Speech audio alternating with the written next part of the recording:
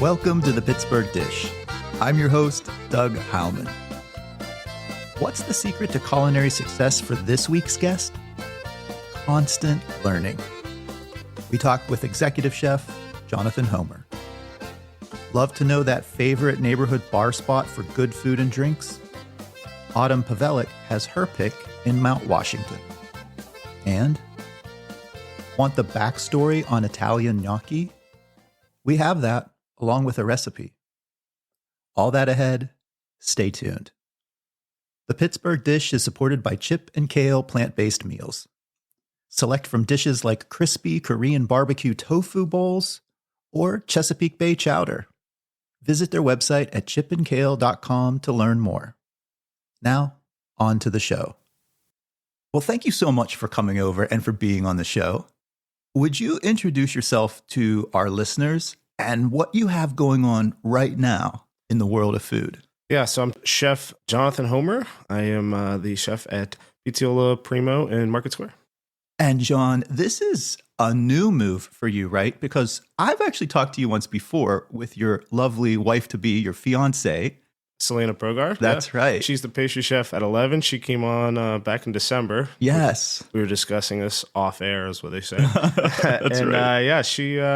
She came on. I was the chef at Blue Sky then, and I've moved on since. And down at Market Square now, it's been a good month and a couple days. Just since January or so, since we're recording? Exactly. Oh, my goodness. Well, I have to say, Blue Sky had a great run. I guess, unfortunately, like we're moving on. Yeah. And that concept is no longer. But I'll tell you, Pizzaiolo Primo has always been such a consistently good spot.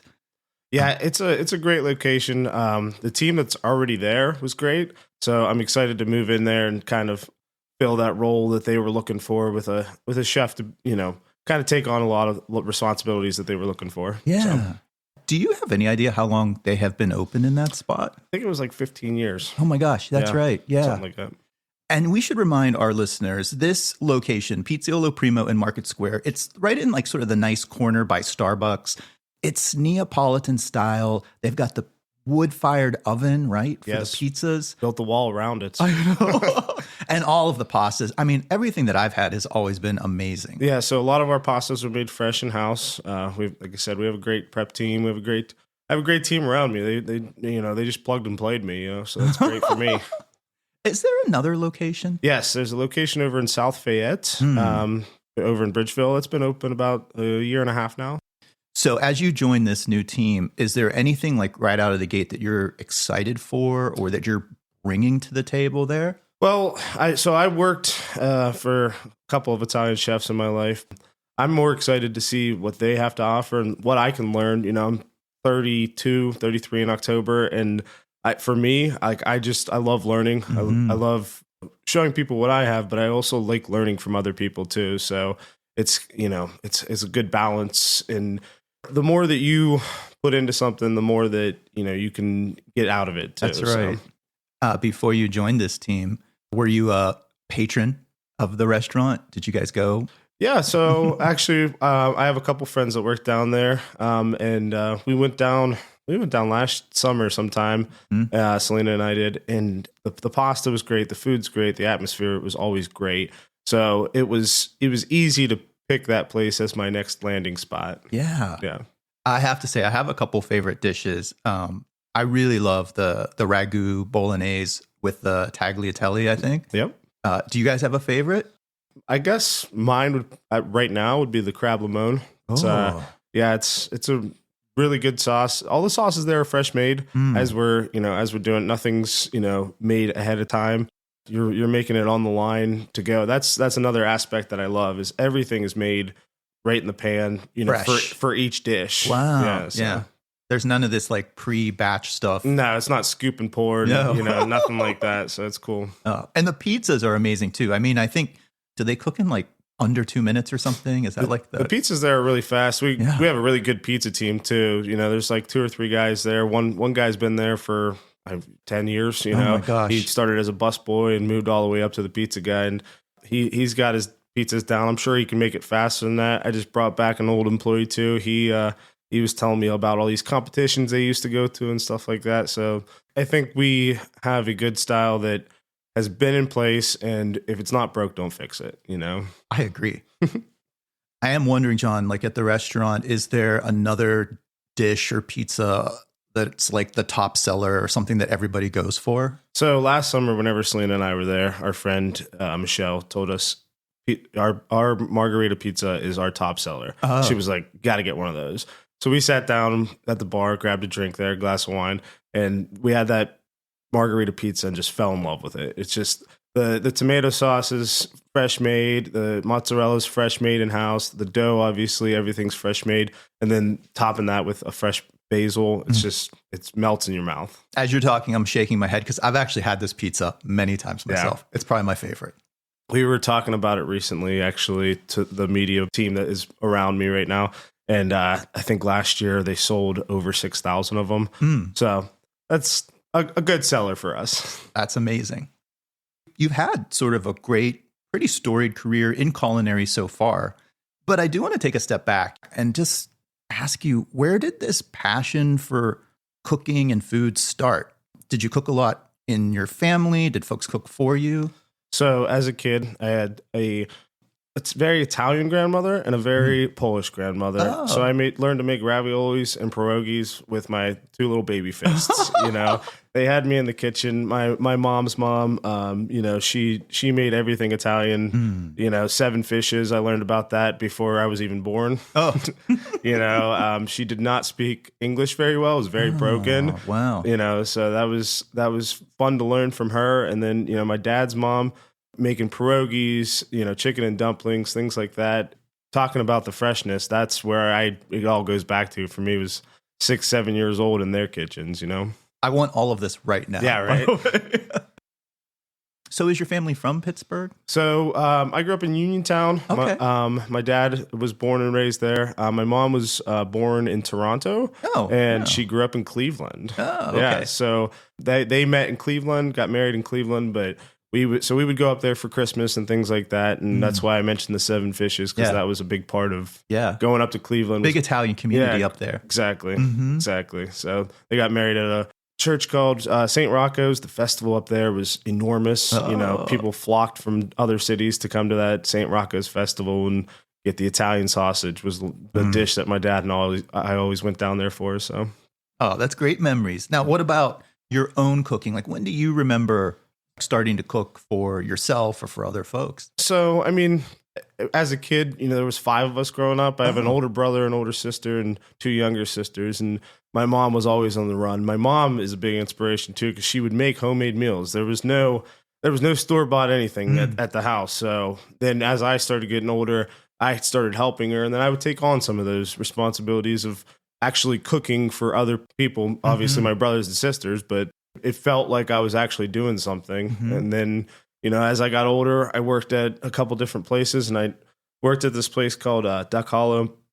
And one Valentine's Day, whenever I was 15 years old, the chef comes down and he's like, "Which one of you guys doesn't have a date tonight?" And I was just like, "That's me." And he's like, "You're working fryers." Oh my goodness. And that's the storied career of how that started. Where it all started. Yeah. Well, remind me, Duck Hollow, was this like a restaurant? So Kinda like Duck Hollow bar is a place? golf course in Uniontown. Okay. But they had like banquet area and stuff like that. So on Valentine's Day, they would have a big dinner, or, you know, it'd be a place for people in Uniontown to go. Sure, So, yeah. sure. And so you started on the fryer. Started on fryers. I asked the chef, I said, when do I pull this food up? He's like, whenever it's done. I was like, okay, I'm 15. I don't know what you're saying. Truly training by fire. Exactly. We did not have deep fryers in my home growing up. No, exactly. Okay, so let's just kind of take your journey along from the golf course. Where did you go next? I was there for quite a while, and then there was a restaurant in Morgantown called T-Bones, and part of the ownership group of Duck Hollow had gone down to T-Bones, and they asked me to come along, and that's where I became the first time I got a sous chef position. I followed the chef Mike, took me down there, and that one was another experience, because you were doing things like inventory and scheduling and things like that, and I was like, you know, just amazed by. It's not just cooking in kitchens, you know? So, yeah. So from there, I eventually made my way out to St. Louis, and yeah, that was a journey in itself. In my early 20s, my dad got sick, and I stuck back in Pittsburgh, in the Uniontown, I should say. I stuck back in that area to help him. And one day he went to rehab and told his physical therapist, he was like, my son really wants to go follow this culinary career. It's like, I need to be able to get myself off the floor before he'll leave us. Oh. And one day I came down from the room that I was staying in at their house, and he's like, stay right there. And he gets down on the floor and gets himself back up. And whenever he gets back up, he's like, go do what you want to do. Oh, so my goodness. I went out to St. Louis, and it was very, bittersweet, because I was like, thank goodness he can take care of himself, but also, I was going to miss them and, that time that we had built together there. But yeah, I started at a place called Favazza's, which was an Italian restaurant out there in the Hill. And the restaurant's older than my dad. Oh. The owner, Tony Favazza, great guy. His son is like a big manager there. They welcomed me in like family, except for whenever the Cardinals played the Pirates. Because the Cardinals out there are like the Steelers. Of course. Yeah, it's a religion for them. But that's a lot of the first Italian restaurant that like I really saw, fresh things being made, Right. fresh pastas and things like that, like in a restaurant environment, not just in grandma's kitchen in Ohio. So just to kind of take a step back, all of your education is happening on the job. You're at the T-Bones restaurant at 19 years old. Yeah. Oh my gosh. Learning the inventory, learning all the real sort of the back of the house business stuff.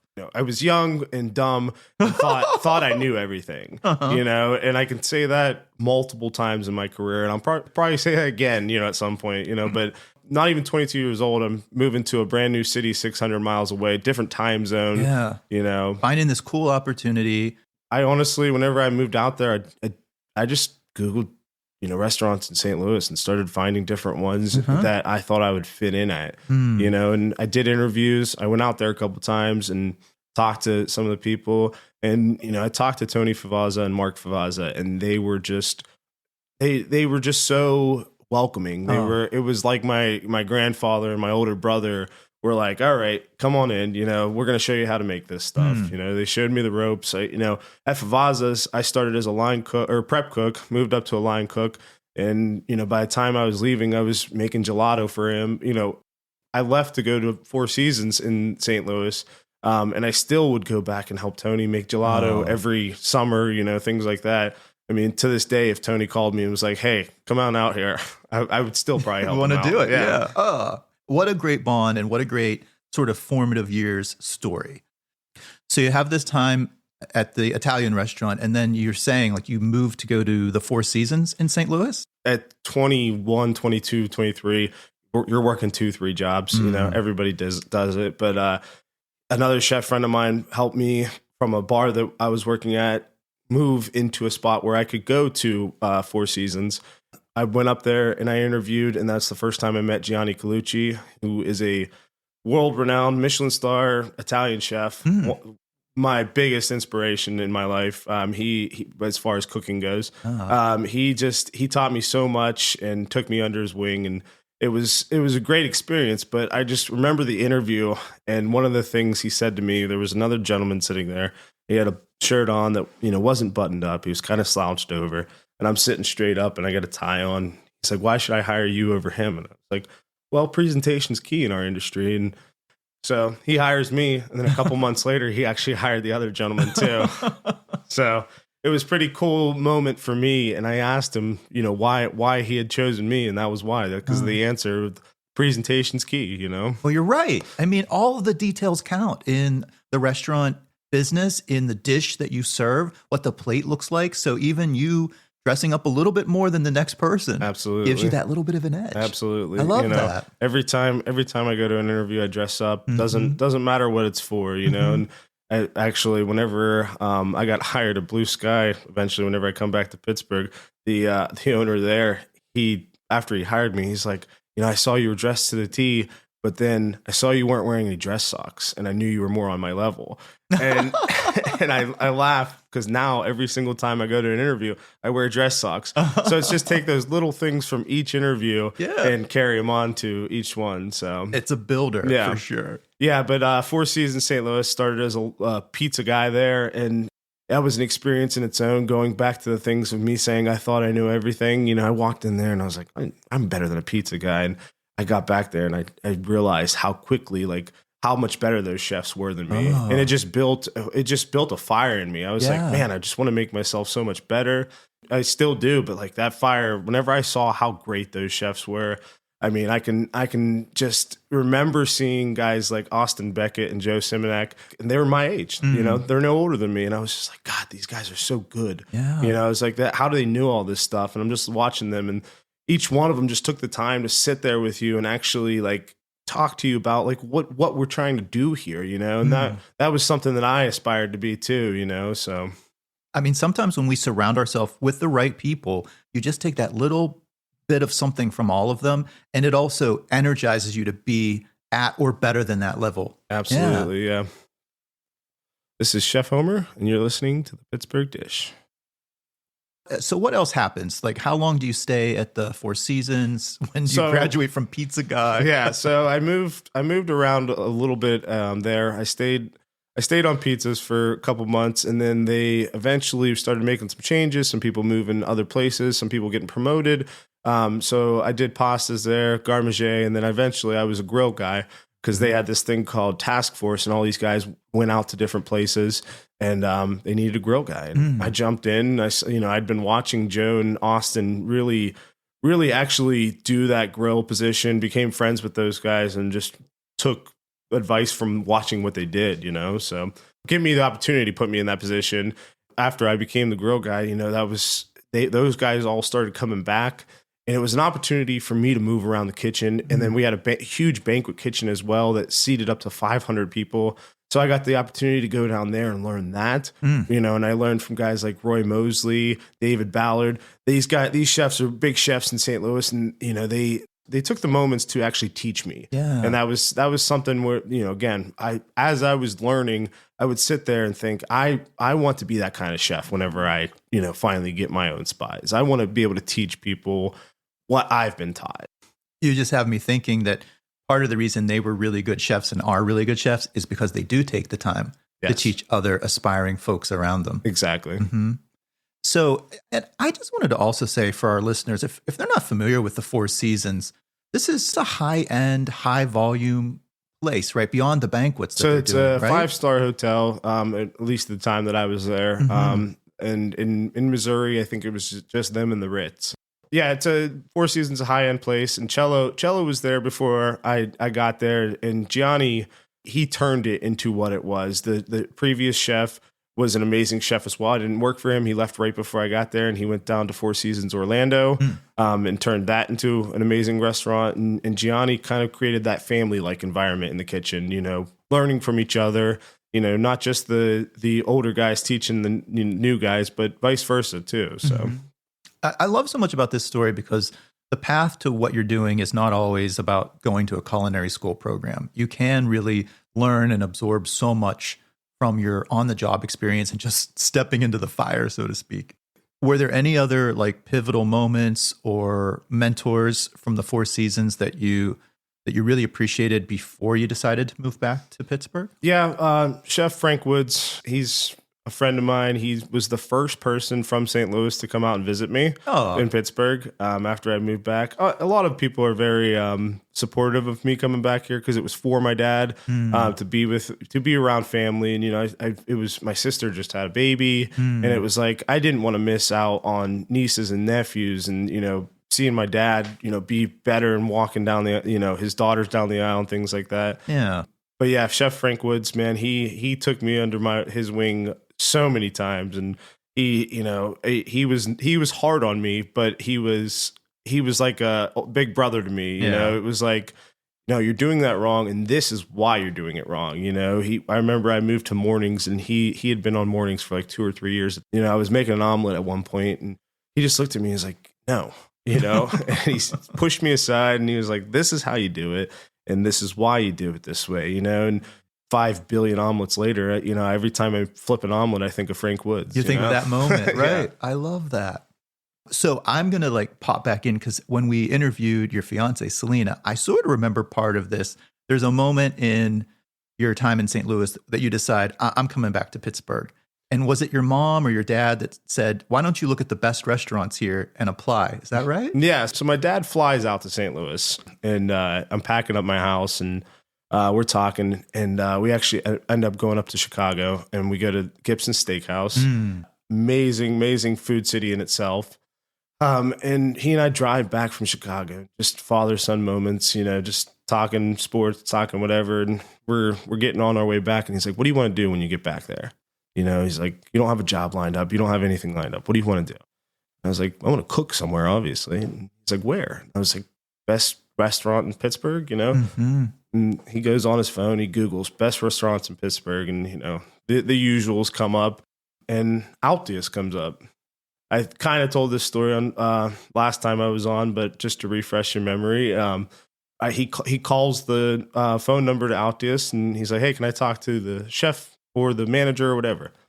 And then he hands me the phone. I was like, thanks, man. Like, this is your dad setting you up. Yeah, exactly. So Chef Jess comes on, and I was like, hey, I'm moving back from St. Louis. This is my experience. I can send you over a resume, which, she gives me her email, and we set up an interview. And the first person I see is Selena whenever I walk into Altius. First night shift there, I worked with her. I'd staged a couple other places, and I was choosing between this place and that place, and I chose Altius because I saw Selena, Aww. But it was a great moment for me too, because it was one of the best restaurants in the city. I think it still is, right? Yeah, it definitely is. Yeah, you're just not there anymore because you guys started to date. Exactly, right? exactly. So I left there and I went to Stonehouse, which is closer to Uniontown, and I was traveling back and forth, and then eventually COVID hit, and all the restaurants shut down, and that's whenever her and I kind of moved in together, and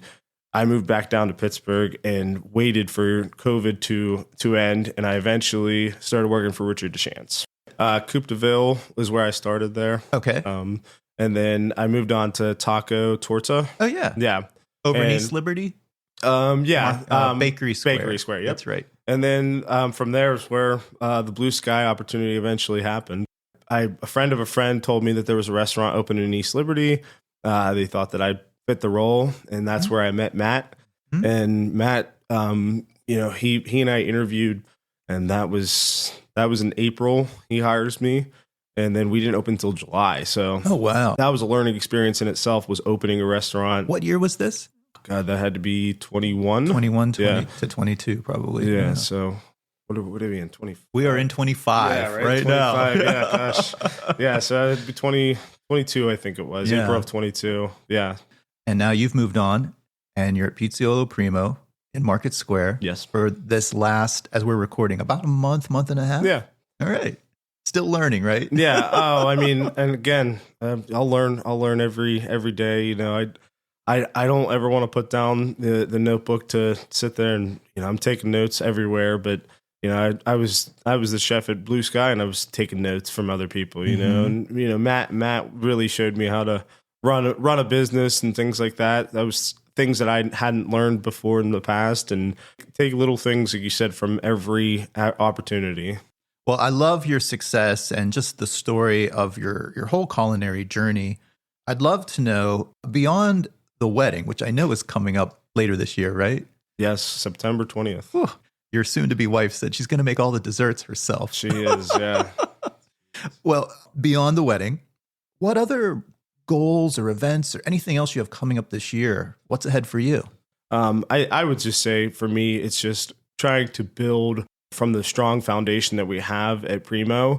I was really happy whenever the social media team that's here today, they came to us and they were like, hey, we want to push this. And I was happy about that, because at Blue Sky, that I felt like that was a big part of us, was, that's how we got a lot of our business, was pushing out this kind of stuff. The right kind of marketing is what you're saying. Yeah. And for me, like, just building that foundation that is already at Primo is really just my biggest goal right now. I love it. Well, I need to go and visit there now that we talked about the pizza and that tagliatelle. Those are my favorite things. Absolutely. All right, John, let's go ahead and plug your social handles. Where can people find and follow you if they want to follow your journey? So chef_Homer1 for me. And is that on Instagram? Yeah, that's Instagram. I think that's pretty much the only social media that I you go through. post. Yeah. Okay. And we can remind folks about the restaurant. It's pizzaioloprimo.com, and the handle on Instagram is pizzaioloprimo_MS for the Market Square location. Yep. All right. John, I think you know this last question because you've been around this show before. Yes. The name of the show is the Pittsburgh Dish. What's the best dish you've had to eat this past week? So I kind of cheated here because I knew this question was coming. So I went to go visit Chef Chris at High Hold. Oh, yeah. Yeah, and I had his lamb. I knew this question was coming. Chef Chris had me between Blue Sky and Primo. He had me come up and help him out a little bit with. Actually, it was New Year's Eve, so I think we helped each other that night. Yeah, it was good. This is Chef Chris O'Brien out at the High Hold in Moon, and if someone hasn't been there, it's a spectacular looking place. Absolutely. It's gorgeous. It's been there forever. Chef Chris was the chef there a while back, and he recently came back in 2021, if I'm not mistaken, and just became one of my friends, and his food is phenomenal. And again, I just love learning from smart people, and I consider him one of the best in the city. So just to recap, you had this lamb this past week? Yes. And tell us a little bit more. What's the preparation on it? Oh my gosh. It's a local farm, and everything about the dish is just, the flavors that he puts into it, everything, the grilled, it's just melts in your mouth, falls off the bone. It's delicious. Oh, sounds so good. Chef Jonathan Homer, thank you so much for being on the Pittsburgh Dish. Thank you, Doug. Anytime. Up next, want the inside scoop on a great bar spot for food and drinks? Our friend Autumn Pawelec shares her pick. We're joined by Autumn Pawelec, model and lifestyle creator on Instagram. Autumn, you've been doing a lot more with food in your Instagram feed. Yeah. I was wondering, when you and your fiance Kevin go out, maybe to watch one of the games at your favorite bar and have some bar snacks or food, do you have a spot that kind of always draws you in? Yes, absolutely. Bigham Tavern up in Mount Washington. Oh, that's right. They're actually located on Bigham Street. Right. We've been going there since we started dating like 7 years ago. And it's our version of Cheers, if you know what I mean. Yes. Their bar food is, me personally, I think their bar food is some of the best bar food in Pittsburgh. And that's saying something. It's awesome. It's such a cool environment. The food's good. The drinks are always cold. It's just, and the bartenders there we love too. It does feel like a little Cheers, like a little family whenever, you become a regular there. Yeah. But whenever we go, if let's say we're going to go watch a Steeler game, their wings, again, I'm telling you, I think they are some of the best in the city. This is an extensive menu too. If someone takes a look, there's a huge section just for mild, and then they get a little more intense. Yes. What do you like? I love the BT original. Okay. I love it so much. They sell some of their sauces, and I actually buy the bottle to keep it home because, let's say I'm cooking wings at home. That's the sauce I want. It's it's such a good OG buffalo sauce, but with their own little twist on it. It's so, so good. Oh, I love that. Yeah. Does Kevin have a favorite? He does. I forget the name of, because the list of sauces is so long. But I want to say it's a little bit more of a kick to it. Okay. It's definitely not a dry rub. It's a sauce. I forget the name of it, but it's just, he loves it. He loves a little bit more of a kick to his wings. He'll actually sweat a little bit when he eats it. Yeah. I get it though. It's kind of an obsession. I'm obsessed with watching Hot Ones nowadays. Yes. So, yes. Okay. Outside of the wings, is there anything else on the menu that's always sort of a go-to for the two of you? Yeah. So they have some really good munchy appetizers.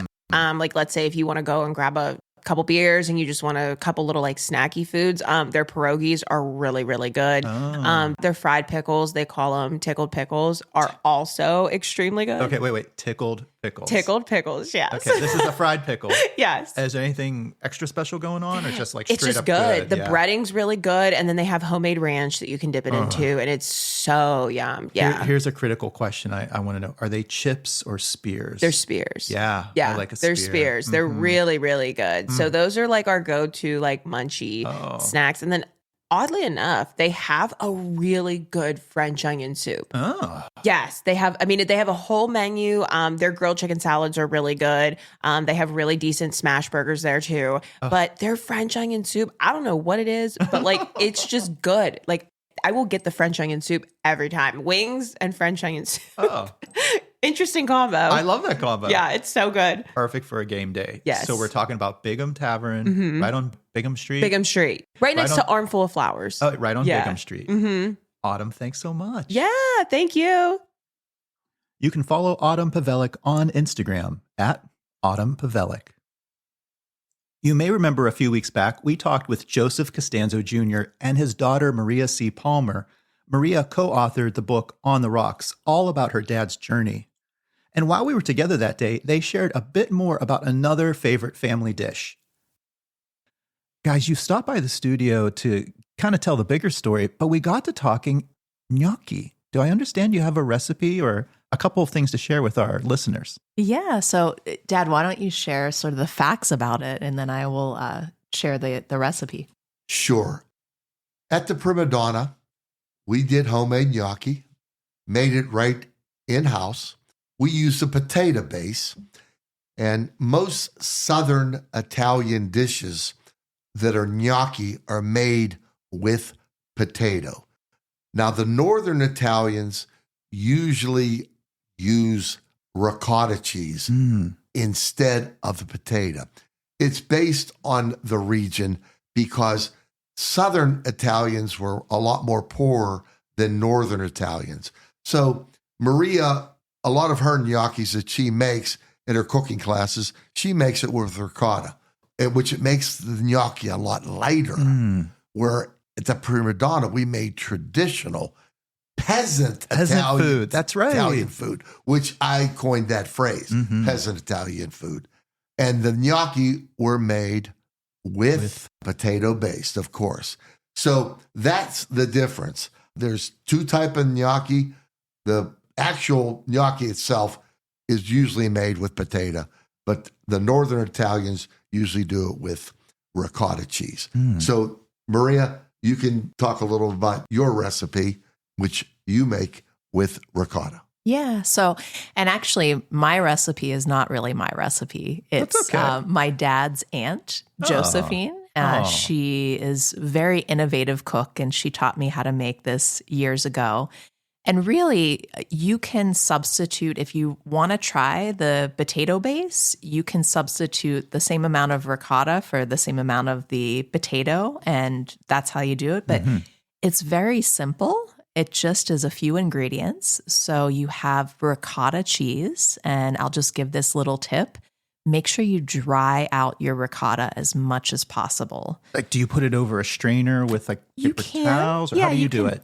Well, a lot of times I will take it out of the packaging and I'll wrap it up in paper towels, kind of like a pillow. Yes. And then I'll just throw it in the refrigerator, and it's probably not the best for the environment. In a bowl, and it just but I'll switch out the paper towels a couple of times just to soak up all of that moisture. Gotcha. You want to get the moisture out, because if not, you're going to have to add way too much flour. And then the lightness that you would have had is actually goes replaced with all that gluten, right? So if you can get the ricotta as dry as possible, that is your base. And then you want to start with an egg yolk, and then you're going to add in your flour until it's really the consistency of a light dough where you can work it, but it's not sticking to you. Gotcha.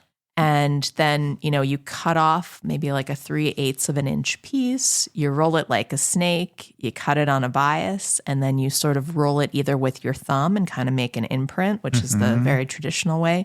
Or you could do the fancy way, which I like to do, either with a grid or with a fork with the back. Is that with the gnocchi board that I've seen? Yeah, you can use the board. Or That's you can the fancy use, way. Yeah, or you could just use a fork. Gotcha. The fork does the same thing and provides those grooves that really hold the sauce in very well. Yes. It's not hard to do, but it's something that will wow your guest. I teach this class quite a lot, and people come back and say, hey, I've made this now part of my holiday tradition, or whenever I'm going to a potluck, I make this. And, people go crazy over it because there's not a lot of people that are actually homemaking pasta nowadays. Right. No. I want to say also, because of the peasant Italian cuisine, we didn't use a fork. We used our thumbs. Yeah. Now, Maria, does this fit the same when you boil the gnocchi, whether it's the ricotta or the potato? We're waiting until they float for a minute or two to know that they're done. Yeah, you can definitely wait till they float for a minute or two until they're done. And the other thing that I like to do too, because they're fragile, Yes. right? So I never just take it out of the colander and just dump it. I fish them out. So if you have one of those wire baskets. Yes, like I call it a spider. Yes, kind of skimmer. You can, fish them out on the top, and then you put your gnocchi, a layer of sauce, a little cheese, and then repeat, kind of a layering effect, just like lasagna. And, can garnish on the top with a little basil if you'd like, or some hot pepper flakes if that's what you're into. Fresh mozzarella or, a little bit of ricotta too. It doesn't matter. Is it a red sauce that you like with your gnocchi? I do. Yeah, I do. You could use an Alfredo sauce if you want. Yeah. You can use an olive oil and garlic, with anchovies. But I mean, the red sauce is the traditional way. And it was such a inexpensive pasta to make, especially people who were poor, and your children could get filled up with this pasta, and they don't have to eat a lot. If you didn't have the food, that's where it was. So this became a luxury dish, even though it was really a poor person's dish. Yes. And I said to my dad, would you believe when you were coming over on this boat, on this ship, that people would stand in line for 2 hours to eat gnocchi? And he said, I never would have believed it. When I was growing up, he said, people laughed that we were eating this dough or this pasta. And now people are begging for it. Goes to show when food is simple ingredients, done well, and made with love, it's going to always win out. Exactly. Yes. Thank you both so much for sharing a lesson on gnocchi, a recipe, and thank you both again for being on the Pittsburgh Dish. Thank you. Thank you, Doug. Maria has several live events coming up in the Pittsburgh area. You can find more information on her website, mariacpalmer.com. Maybe you'll catch her making that gnocchi. Do you have a recipe? Share it with us. Just go to our website at www.pittsburghdish.com and look for our Share a Recipe form. If you enjoyed the show, consider buying us a coffee for this episode or supporting the show monthly. You can find links to those options at the bottom of our show description. And if you want to follow my own food adventures, you can find me on social media at Doug Cooking. That's our show for this week. Thanks again to all of our guests and contributors, and to Kevin Selecki of Carnegie Accordion Company for providing the music to our show. We'll be back again next week with another fresh episode. Stay tuned.